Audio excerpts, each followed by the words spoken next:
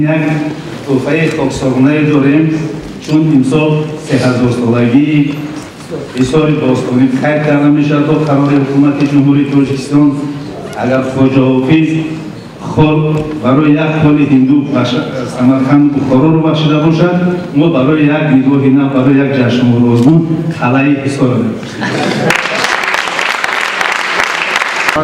بسیار چیزای المنتری صحنوی را نمیدانستم. حرکت صحنوی آموخته نشده بود، نطق صحنوی نبود، دیگر از نگاه اثر ملی صحنوی ما چیزی پیدا نکردیم.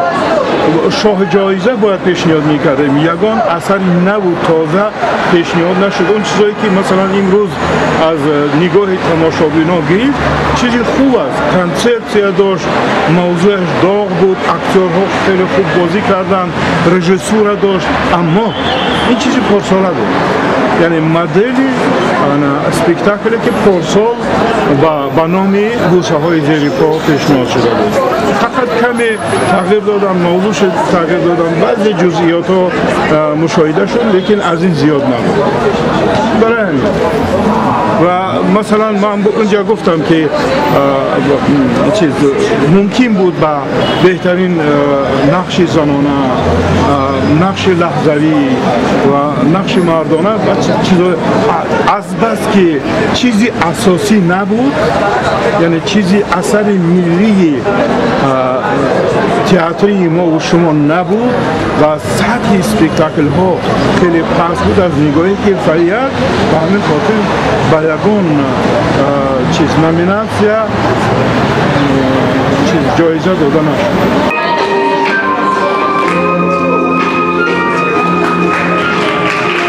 در مورد اون که برای چی امسال یگان جایزه سپاریده نشد، امسال از حکمان خواهش کردیم که با یک اشتراکچیان با نظر حرفوی بهاگذاری کرده باشند و راستیگه برای خودی گروه کمیته تدارکات نیز یکم این بهاگذاری اونا